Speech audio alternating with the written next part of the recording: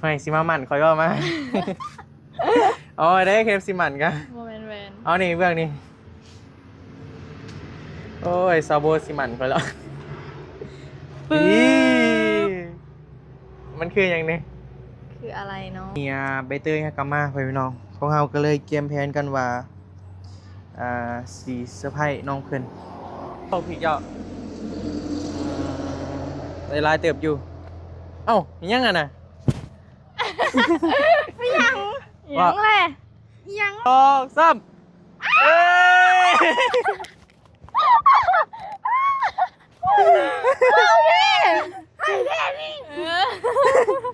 กิน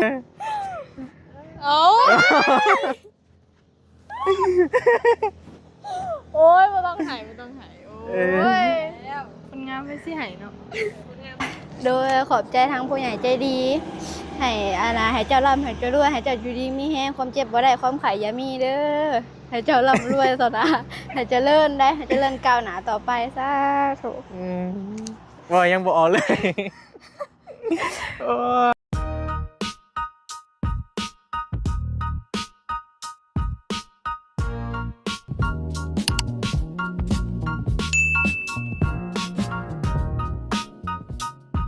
โดยสบายดีเด้อสวัสดีเด้อไม่สิมาหมันคอยว่ามาอ๋อได้เคฟซีหมันกันโมเมนต์แวน เอานี่เบื้องนี้โอ้ยซาโบซีหมันคอยแล้วมันคืออย่างนี้คืออะไรเนาะบอก FC หน่อยไหมพอดีแนวนี้พี่น้องเดี๋ยวอธิบายให้ป้าลุงก่อน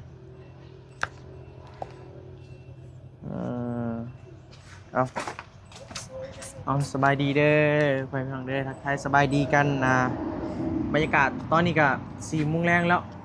พอดีตอนนี้ใบเตยกลับมาพี่น้องพวกเราก็เลยเตรียมแผนกันว่าสีเซอร์ไพรส์น้องเพิ่นเจ้าเสร็จเอาเด้อจะเอาไปหาเพื่อน เอาไปให้เจ้าสิว่าได้แล้วเคยซื้อแวนมาให้สิมาบ่ใช่ป่ะมันเป็นกล่องแวนเลยเจ้าสิบอกเรามาได้แต่น้องเพิ่นยังบ่ฮู้แต่พวกเรา3 คนพี่น้องมีเบลมีโบแล้วก็บาร์บี้ฮู้กำลังเตรียมแผนกันอยู่ตอนนี้พอดีเมตู้ให้ไปเก็บมะเขืออยู่สวนเพิ่นว่าเก็บมาถาไว้กินกับข้าวปุ้นว่าซั่นเนาะเพิ่นเฮ็ดข้าวปุ้นเตรียมถาทีมงานมาโอ้เฮ็ดคะแนนเป็นอันนี้บ่กล้ามาเลยเด้อว่าแท้เลยมาโลสิบ่ต้องเฮ็ดอันยังขนาดนี้ก็ได้โอ้ยเนาะแม่นเบิดมื้อละ 2-3 แสนเบิดเท่าไรเฮ็ดข้าวปุ้นยังบ่ได้ซื้อมีแต่อุ่นนำไว้เอาน้ำมาแล้วน้ำมันก็ได้ใส่เงินเหรอวะก็บ่หลายดอกไผซื้อได้เฮาเฮ็ดเราก็ใจดีดอกเราโอ้ยพวกลูกมาม่วนเราจักม่วนแบบใดมีแต่มานะเราเนาะแต่ก็ซื้อมาอยู่พี่น้องเอ้ยมากซื้อของอยู่กินมานั่นแหละแต่ก็เกรงใจเพิ่นนั่นแหละพี่น้องเนาะเอากะแต่เพิ่นก็อยากย่อได้ซะมันก็จำเป็นได้กินแล้วเอาพอดีกำลังสิพากันมาแล้วพอดีกำลังสิพากันไปเก็บมะเพชรเนาะเก็บมะเพชรอยู่สวนมาใส่เอ้ยมาเบิ่งนี่แหละฮะมาเบิ่งนี่แหละมาเบิ่งหยังเบิ่งคนทำกันว้าบ่ไปโอ้ยเนาะกล้องให้เห็นคักอยู่ค่ะน้องใบเตยให้ก็มาพี่น้องมันกันเด้อมาจะมาได้ใส่ล่ะมาแต่ไปส่งแม่ไปส่งแม่สบายดีป้าลุงไว้แล้วไว้พอดีกำลังสิไปเก็บมักเพชรด้วยเจ้าสิไปนำบ่พอแล้วเนาะใครอยากไปเด้เอาเบลยังก็สิไปนำกันด้วยไปนำกันก็ได้ป้าไปเบลเว้ยโอ้ยเนาะเป็นเครือคอเนาะฮะเครือเขาห่อบ่เป็นยังเป็นเครือเขาห่อบ่เป็นกะยามันขมเว้ยเนาะป้าสบายดีเด้อคนไข้ป่ะคนป่วยอ้าวตอนนี้บอบบี้กับ ถ้าพอดีจังหน่อยพัดใจยังง่ายก็สิมาแล้วมื้อนี้ก็บ่ได้ไปเวียกพี่น้องเพราะว่าฝนถ้าก็ตกเช้านี่ฮะนะก็เลยว่าตอนเช้าพายุเข้าฝนแบบตกโคตรแห้งเลยก็เลยสิพากันไปเก็บมักเพชรให้แม่ตู้ก่อนเพราะว่าเพิ่นว่าให้เก็บเอามาเกี่ยมกินกับข้าวปุ้นว่าซั่นไปสวนหน้าบ้านโอ้หนทาง โอ้ย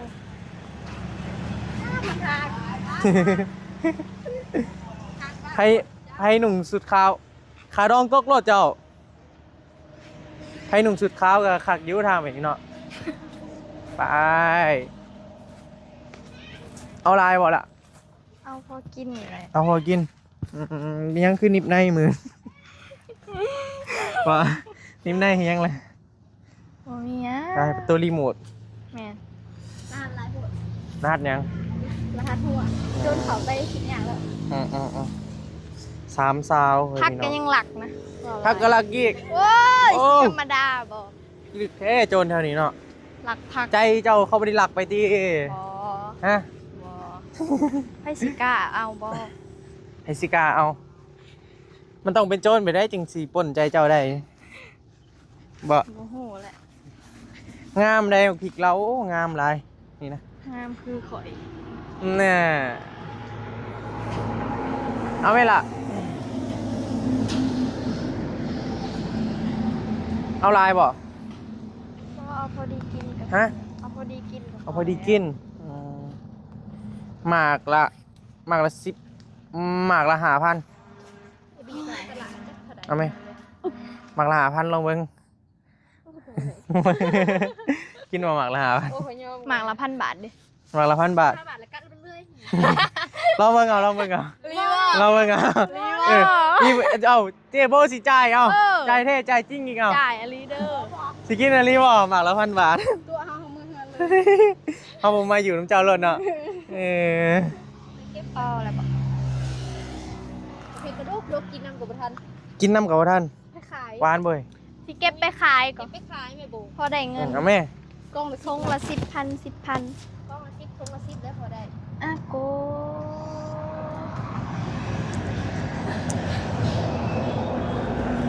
นี่แล้วคนมีขู่เข้ามา บ่ได้เพชรได้มันหวานเลย บอ กินลองเบิ่งเอาลองหมดละ บ่ เจโบสิจ่ายหมากละ1,000 บาทอืม ใส่เลยหามานี่นะคะจัดไปหาเงิน เฮ้ยเราบ่มีพูดดอก หาเงิน จักอันหาเงินซื้อโทรศัพท์เป็นบ่เพื่อโทรศัพท์พอเห็นเบิดกินหมากพริกเพชรก็กินน่ะเนาะ กินกิน อืม หายแท้อยากกินบ่ แจกแค่แจกจริงพุ่นน่ะเอาจากหมาก2หมากนี่ไปเราก็บ่มีเงินดอกกล้าบ่ล่ะ ตัวแรกจ่ายก่อนเลยเราจัดการ จ่ายก่อนถึงกล้า ได้ ก็ มา หยอก แข่งใน ซื้อ การ เรา กิน ก็ บ่ บ่มีเงินดอก โอ้ยนี่ แล้วแต่เจ้า เขาบ่กินไม่เอา อืม กินหน่อยนึง กินยัง กินแล้วเผ็ด กินหมักเพชร ลืมเอาแนวใส่ เพชรดิบเพชรสุก ดิบ ไม่ยังโบโอ้ยเนาะเป็นยัง ไม่ได้เป็นหยัง เป็นยัง เป็นแฟนเจ้า แน่ แนวใส่ดู โอ้ยใบเตยกัน ใส่ เนาะ มือก็ได้ พอแล้วติสำนะ ให้ใบเตยถือคนเดียวอ่ะ เผ็ดแดงเนี่ยเก็บมาเมื่อไหร่ ใช่ไหม คนมีขู่แล้วถือเนาะ มันสุกแล้วบ่เอาไปยัง คนบ่มีขู่ถือมันถือคือบ่ เอาเนาะพอดีแล้วล่ะ เค้ก ยิ้มยังเด้เนาะ กินหมากกระเจี๊ยบนะกดเลยสะ มันแก่แล้ว มากยัง หมากกระเจี๊ยบแต่ มียังแน่ส่วนนี้รีวิวให้เบิ่งแน่เลย ก็หลายอย่างอยู่นะแต่ว่า อยากอยู่อยากกันอยากโตอ้อยซี่เลยแหละนะบ่เคยกินจักเทื่อ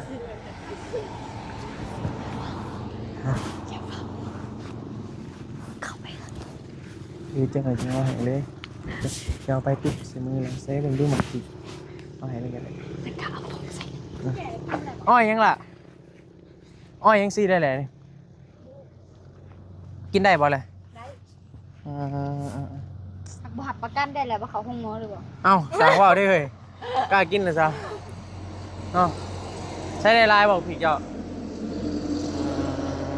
ใน ได้หลายเติบอยู่เอ้าอิหยังอ่ะน่ะ ยังแหละยังแหละ เซ็ตแบบนี้ ยัง เห็นอะไรเด้แบบ เอ นี้ อ เอามาเป็นไรน่ะ ให้น้องเพิ่นเปิดเองเลยไม่ยังเลยเอ้ย กล่องเปล่าบ่ ซื้อแว่นมาให้กันบ่เฮ้ย ใช่ไหม ยังไง คือ อะ อะไร โอ้โหแหละ กล่องเปล่าโคจัก เปิดมึงดู เปิดเลย เอามาให้ใส่โบ เอาจะใส่กล่องมันคือรูใช่ไหม โบบอกแล้วเนาะเอามาจะใส่ ก็เป็นเสียง ยังเนาะ โบเราเก็บมาจะทางคิงเปิดเลยบ่ เปิดเลย ทำเปิดเลย กล่องยังเอ้ย หูเลยเนาะ เปิดมึงดู ฮะ เปิดเลยบ่ เอามันเป็นของอ้ายเจ้ากระทำเบื่อเจ้าเลยเนาะ เฮ้ยทำเลย เปิดเลยเปิดเลยก็ได้ ผู้ประกาศเปิดเลย โอ้ยเนาะมันมีรหัสบ่จัง ฮะ กล้าเลย มีรหัสบ่ ย่านนะเปิดแล้วมาหัดกล่องไปไป 1 2 3เอ้ย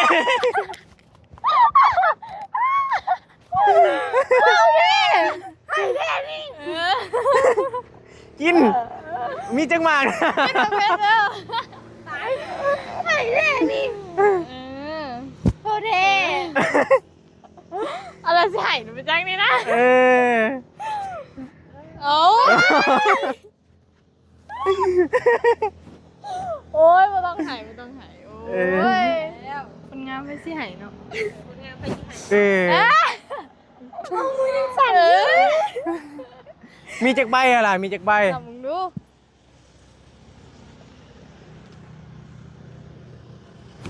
จักใบ 3 ใบ 3 ใบเออ 3,000 สิเอาไปเฮ็ดหยังล่ะ เก็บไว้ซื้อโทรศัพท์ อยากได้โทรศัพท์ เงินเก็บหอดอะไรเงินเก็บ อยู่ในกระเป๋า ตอนนี้มีเท่าไรแล้วล่ะ จะมีเท่าไรแล้ว ยังบ่หอดล่างซันนะ ยังบ่ฮอดลากฮอดบ่1,000โอ้ ใช้แน่ว่ายังไงกัน เอาโบมาจะใช้เงินนี่ล่ะฮะ เอาผู้ใหญ่ใจดี ฮะโบมาจะใส่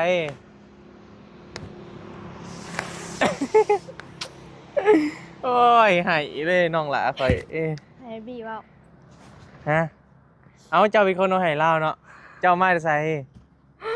เอาไอบีเอาให้มาเซอร์ไพรส์เจ้า อืมเอา เป็นว่าอยากได้โทรศัพท์ เอาอันนี้แม่นนะเป็นเงินของผู้ใหญ่ใจดีจากทางฝั่งไทยเด้อล่ะเด้อ โดย เพิ่นฝากมาแหละเพิ่นได้เบิ่งคลิปเจ้ากับเพิ่นอีต้นสงสารนั่นแหละ โดย เงินจำนวนนี้เพิ่นฝากมาให้เจ้าแล้วแต่เจ้าอยากเอาไปเฮ็ดหยังก็แล้วแต่เจ้าอะนะ โดย เจ้าอยากเก็บไว้ซื้อโทรศัพท์ตามที่ว่าเจ้าอยากได้ก็เก็บไว้เด้อล่ะเด้อผู้ใหญ่ใจดีจากทางฝั่งไทยเพิ่นบ่ได้ออกสื่อออกเสียงดอกมีแต่ทางน้องขอบคุญขอบคุณเพิ่นเด้อล่ะเด้อ โดย เอาไม้ให้น้องหน่อยล่ะโอ้ยจนหายเลยกระบาบเด้อ อาจารย์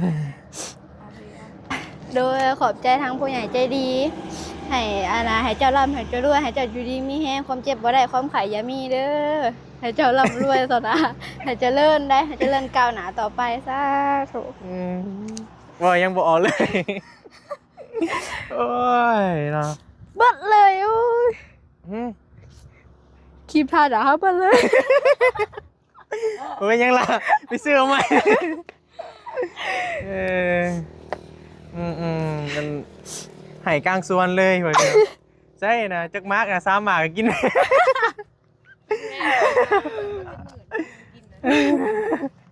เจโบมีเงินจ่ายแล้วเนาะป้าสับป้าเอาไปเฮือนเอาพูดแหละไปนั่งลินยูทูบพูดแหละจังว่ากัน มันไปนั่งลินยูทูบพูดแหละพี่น้องแล้วจึงไปถามน้องเพิ่นอีกบันหนึ่งโอ้ยหายเลย ป้า ให้แม่เลิกเบียดคน ใช่ใช่ คนโตดีแต่ถ้าเขาเลิกบริโภคคนเด็กเลิก คือความฝันของน้องเพิ่นกะอยากได้โทรศัพท์นั่นแหละพี่น้องตอนนี้กำลังทอนเงิน เก็บ ก็บเงินหน่อยอยากซื้อโทรศัพท์อยู่ว่าซั่น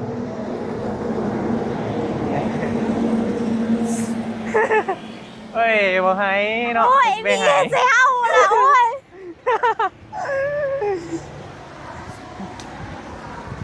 เผ็ดเสียใจเอาขักอะไร เป็นอะไร คิดว่าอีหยังเสือดอกโอ้ จะคิดว่ายังตอนแรกอ่ะ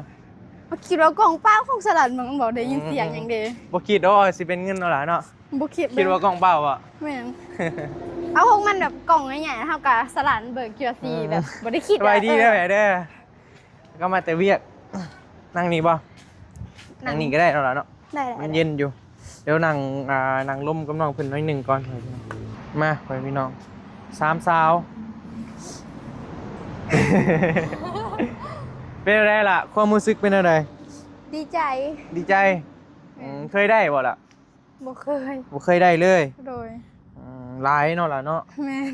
หลายอยู่ได้เพิ่นพี่น้อง 3,000 บาทนี่ก็บ่ง่ายได้เฮ็ดเวียกเป็นเดือนพุ่นแหล้วเนาะเพิ่นสิได้หันนะแต่สำหรับคนที่ว่าเพิ่นมีก็ธรรมดาแต่สำหรับพวกเฮานี่โอ้หลายแฮงได้ หาได้แตะกี้เมาเลย แม่นล่ะให้เลยน้องเพิ่นก็อยากได้โทรศัพท์ติล่ะ โดย เช้านี่กาตะเวลออกมาในห้องแล้วเห็นเพิ่นนั่งอยู่ผู้เดียวบ่มีแนวเฮ็ดเด้ แม่นแหละ นั่ง บ่คือแบบน้องเพิ่นก็ใหญ่เลยเด้ใหญ่แล้วใหญ่แล้วก็ควรมีแหละโทรศัพท์ก็เพราะว่าเนาะคุมื้อนี้เนาะแม่นบ่สื่อสารหยังต่างๆก็มันต้องใช้โทรศัพท์เด้อยากได้รุ่นใดก่อนล่ะ 13 13 โดย แบบนี้บ่แบบของโบบ่ โดย ใส่โบถือมาบ่ได้ละเห็นแล้ว13ธรรมดาบ่ล่ะ โดย ก็บ่ฮอด10,000 บาทราคามัน มันลงแล้วเดี๋ยวนี้ ประมาณ 8-9,000 บ่ ประมาณนั้น ประมาณนี้เนาะ ขายสิหมื่นก็หมื่นบ่หลายไปไง แม่นโตโปก็ประมาณ10,000กว่าๆแหล้วแต่ใครแน่ว่าเจ้ามีเงินพอก็เอาโตโปเลยล่ะ มันจึงลิ้นคักเด้ถ้าสมมุติหามื้อหนึงนะตอนนี้ได้เท่าไหร่แล้วก็โฮมเงิน ฮอดตีกันบาทก็ฮอดบ่หาร้อย โอ้อ้าวอันนี้ได้ 3,000เนาะเป็น 3,500 แล้วคันว่าอยากได้ตัวธรรมดาก็ต้องหาอีก 6,000 ต้องมีอีก 6,000จึงได้ ตัวธรรมดาได้ถ้าอยากได้ตัวโปรก็มีระดับหมื่นพู้นแหละ บ่ธรรมดาก็ได้พอได้ลิ้นใส่เฮียนนี่ แต่ว่าอยากได้ iPhone แม่นบ่ โดย บ่แม่น iPhone ก็ว้าวอีก ก็ผู้หญิงพ่อพี่น้องก็ประมาณนี้แหละ iPhone บ่ว่าไผเพราะว่ามันค่านิยมเนาะล่ะเนาะ โดย ผู้หญิงเขาเจ้าจะมัก iPhone น่ะคือแบบเอา13 Pro Max กับโทรศัพท์มาให้เจ้าหน่อยได้ นี่กับหน่อยนี่กับ13 Pro Max หน่วยนี้มันสิแพงกว่า หน่อยนี้มันสิแพงกว่ามาใส่หมอนี่เล่งเด้อเฮ้ยคือไรเดอร์ดิ เป่งลมรถดูเบล ฮะ เป่งลมรถดู ไม่ ให้ ถูกหรอ ให้5,000 อ๋อโต 5,000กีบได้ มันหลดใหม่อย่าเลยสิ นี่มันรถใหม่ก็โอ้ยเนาะมาดลีเว้ยจอดมื้อหน้าค่อยเป่งทิ่มรถลมรถเจ้า เข้าเลย โอ้ย บ่ได้รถใหม่แล้วนี่เด้อเพิ่น เห็นว่าได้รถใหม่อีกโซ่รถใหม่ฮู้อยู่ดอกเนาะตัดไส้ไว้พี่น้องหาฮอดไส้อะไรกี่นี่ โทรศัพท์นี่แหละ ฮอดโทรศัพท์เนาะ โดย ก็คือน้องเพิ่นหาเดี๋ยวนี้บ่มีโทรศัพท์แล้วล่ะเนาะ โดย ต้องใส่ล่ะ บ่มีเลย บ่ได้ใส่เลย ใส่ก็ใส่แต่ยามแม่โทรมาหาผู้นี้ โอ้ใส่น้ำโบอ่ะ โดย สื่อสารนำ ไม่ เจ้าไปขายความลับเราหายจะได้นะ ความลับเราลายได้ใส่น้ำกันเลย2ไอ้น้อง โดย มันก็บ่คือของเฮาเองนี่แหละเนาะล่ะเนาะ โดย โบแล้วก็ลมกับมันผู้บอกผู้บ่าวแล้วเด้แล้วก็มีความส่วนตัวเลยข่อยกันหน่อยเดียวแหละนี่มีห้างอยู่นี่นะ แม่นบ่ อยากได้โทรศัพท์น้ำพอลี่ก็บ่ให้417 Pro Max เราจากมือนึ เนาะคืออยู่ ใช่แหละคือสิมีวาสนาดอกเนาะ คือน้องเพิ่นนี่เดี๋ยวนี้ฮะโทรศัพท์เพ่เนาะล่ะเนาะก็หลายๆคนก็อาจจะเห็นแล้วคลิปที่ว่าบอบบี้ลงไปในมือก่อนเท่านั้นมันเป็นโทรศัพท์รุ่นเก่าเนาะล่ะเนาะ โดย แล้วก็มันใส่ไม้จิ้มเอ้ามันจึงเปิดได้ แต่ว่าตอนนี้ค่ะคือมันเรียบร้อยแล้วเห็นบ่ แม่นเรียบร้ ก็ อย ถือว่าบ่ได้ใส่แล้วเดี๋ยวนี้ เด็กสมอลเล่แล้ว เอสมอลเล่แล้วเนาะโบมีจักเครื่อง หน่วยเดียว เบลมีจักหน่วย หน่วยเดียวจ้า อืม หน่วยเดียว พาครึ่ง แตกซ้ำ หน่วยเดียวกับตาแตก โอ้ยเนาะบ่ว่าภัยอดเอาล่ะอดเอาจักก็เลี้ยงหมูไว้จักก็ได้ก็หยอดไว้ ให้หมูมันตื่นมันจังหน่อย อืม ยังคิดไปซื้ออยู่มื้อนี้นะ ฮะ ยังคิดไปซื้ออยู่ อืม คือหมูนะ แม่น ทางง่ายๆเพิ่นมาเพิ่นก็ให้อยู่บางคนก็คนละ10คนละ20 50อะไรหยังประมาณนี้หั้นนะเพิ่นพี่น้อง พอได้ แต่มันก็แม่นแต่มันก็เพื่อสิฮอดเนาะเงิน10,000 บาทมันบ่แม่นเรื่องง่ายเด้6-7 ล้าน แต่ก็ดีกว่าเฮาบ่โฮมเลยก็ค่อยๆโฮมไปนั่นแหละก็คือความฝันอยากได้ iPhone 13นั่นล่ะเนาะอืมราคาประมาณ 8-9,000 นี่แหละพ่อพี่น้องประมาณนี้ แต่ว่าน้องเพิ่นน่ะมีแล้ว 3,500 บาทตอนนี้ จะต้องไปซอกมาอีก ประมาณ 6,000 ล่ะซอกมาอีก 6,000 เลยจึงได้คือสิดีใจว่าเลยเนาะได้โทรศัพท์เนาะ สุดแล้ว ให้ก้างกันน่ะเลยล่ะพี่โอ้บ่เคยได้เนาะล่ะเนาะ โดย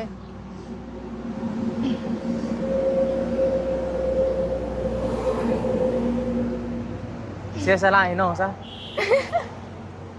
โทรศัพท์เจ้าบ่ลิ้นกะยะเอาเจ้าบ่ได้มีแฟนแล้วบ่ลิ้นกะยะซะ ให้น้องหลาเพิ่นไปลิ้นซะเฮาเป็นเอื้อยบ่เป็นหยังดอกเนาะ สไลด์น้องบ่ เสียสละให้น้องได้บ่บ่ได้แล้วเนาะผู้บ่าวเขาท่าอยู่แล้ว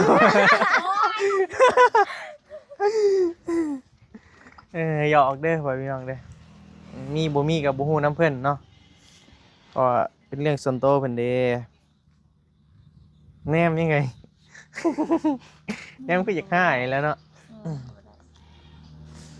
เก็บอีก เก็บก็จักเฮาสิเอามาใส่มาโฮมนั่นล่ะเนาะพ่อแม่ให้เท่าได้ล่ะ บ่ฮู้ตัวนี้บ่ได้เข้าโรงเรียนก็เลยบ่ได้สู่ขอ ถ้าเขาโรงเรียนเด้เพิ่นให้เจ้ามือเท่าใด มื้อละ10,000 กินก็หมดแล้ว เพิ่นก็บ่มีเด้พ่อพี่น้องมันก็ตามเฮียงเพิ่นนั่นแหละยังเอ้ย เฮ้ยได้เงิน ว่าจนเมื่อยนี่บ่ฮู้ว่าน้องเพิ่นได้เงิน บ่ได้เห็นเนาะคนก็ยังบ่เห็นกินก็คือสิหยังก็บ่ได้เกิดว่าคนอยู่นี่นี่ได้ แบบนี้ก็สิเอาเป็นผัวบ่เบล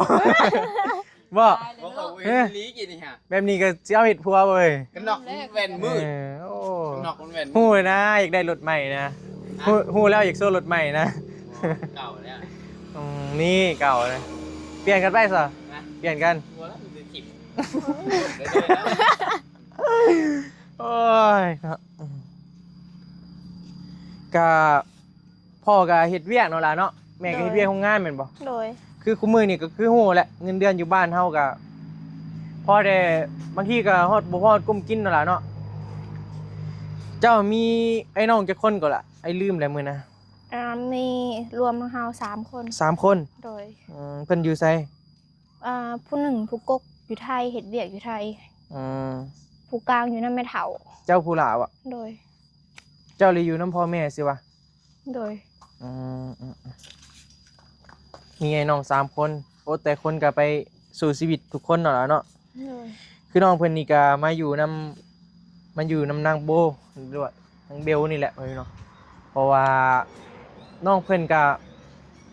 พ่อแม่ก็ไปเฮ็ดเวียกแมันบ่ก็มีคนอยู่นํคือกันแม่นบ่ล่ะ โดย ทางนี้ก็บ่มีคนอยู่นํคือกัน ก็เลยว่ามาอยู่นํกันลูกเอ้ยลูกน้องเนาะล่ะเนาะ โดย ลูกเอ้ยลูกน้องก็เลยว่ามาอยู่นํกัน มาอยู่แต่จักปีอะล่ะมาอยู่นํกันเป็น มาอยู่พี่บ่ถ้าก็มาอยู่วังพอเพิ่นเสียอ่ะ ย่านบ่ แต่บ่ ฮะ บ่ปานใด คือให้น้องมาอยู่นำซะ อ้าวมันมีคนเนี่ย บ่มีคนไผซะนี่ เผื่อเบลไปเวียกแม่อยู่ผู้เดียว ฮู้อยู่แต่ว่าอยากถามสอเพิ่นว่าเพิ่น ว่าบี้กับเบลก็ไปนํกันนั่นแหละมาค่ำก็ค่ำนํกัน คือป้าลุงเห็นนั่นแหละแต่ละมื้อก็8-9 โมงบางทีก็ 10 โมงก็มีเพื่อฮอดเฮือนนั่นพอเฮาไปก็100 กว่าลักผู้ได้ไปกลับอะมันก็ดึกอยู่พ่อพี่น้องเวียกแต่ละมื้อก็แล้วแต่แล้วเวียกช้าแล้วเวียกไว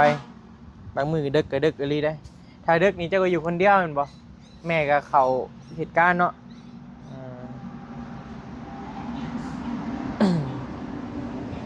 เป็นไดใบเตย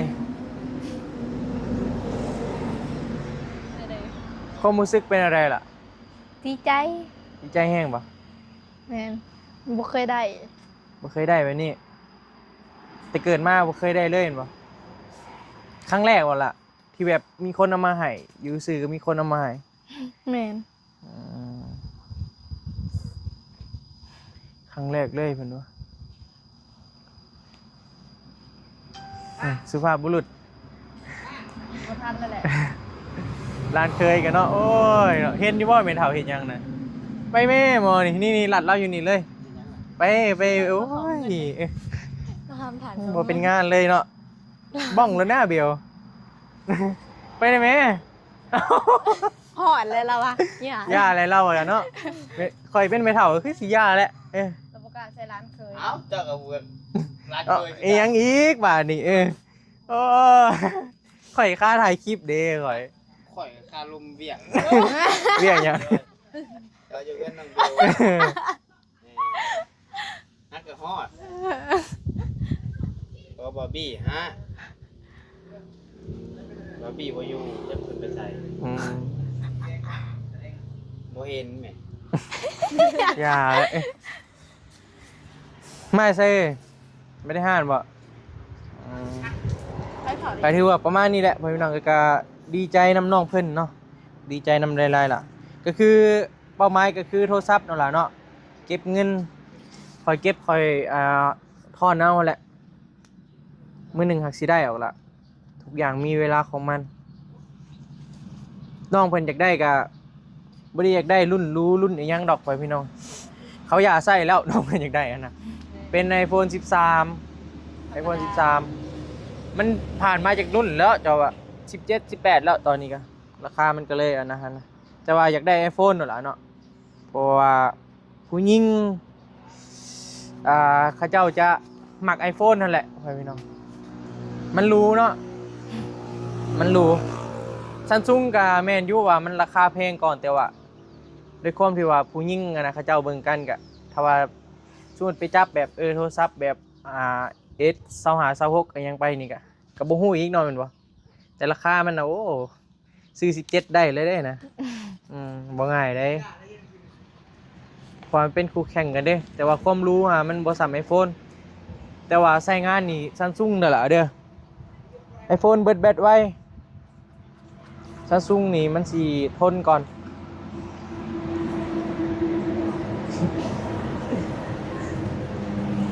เอาก็มีแต่แนวนั้นแหละเด้อล่ะเด้อ โดย มีแต่สู้ๆแหละก็ขอให้ความฝันเป็นจริงไวๆเนาะโทรศัพท์13 Pro Max บอกว่าเอานำไปโบจะโหลดเอาไว้แล้วก็บ่ได้ใช้เฮ็ดหยังแม่นบ่เอาถ้าสมมุติได้แท็บเล็ตได้ใส่น้องบ่ให้บ่ ใส่อยู่ ให้ใส่ ให้เลยบ่ได้บ่เว้ยบ่เอาถ้าสมมุติว่ามื้อหนึงจะมีเงินซื้อแท็บเล็ตแล้วเจ้าให้น้องเจ้าบ่ฮะ โอ้ เอามือหนาเอาโทรศัพท์มาเซอร์ไพรส์เหรอให้ได้เหรอให้ได้ว่าอะไรเจ้าบอกเจ้าสิให้เจ้าอยู่อ่ะ บ่ฮู้แหละ ให้วะ ค่ะมันจำเป็นอะไรเอาให้ เอาก็จำเป็นนั่นแหละเนาะบ่มีเว้ยจำเป็นบ่ล่ะ จำเป็นอยู่ นี่ โอ้ยสร้างว่าวอะไรเอาโอเคหยอกเพื่อนลิ้นไว้พี่น้องเอ้ยก็ขอให้ได้ไวๆเด้อล่ะเด้อขอให้ความฝันเป็นจริงไวๆโอเคป่ะโอเคสำหรับคลิปนี้ลำลาเลยเด้อเนาะขอพี่น้องเนาะขอบคุณหลายๆที่ว่าติดตามเลยก็ให้กำลังใจบอบบี้โดยตลอดมาเนาะ น้องแท้นี่ เอาไปสักให้แน่เลย เด้ จ้างไหม บ่ได้สู่แกะเลยป่ะ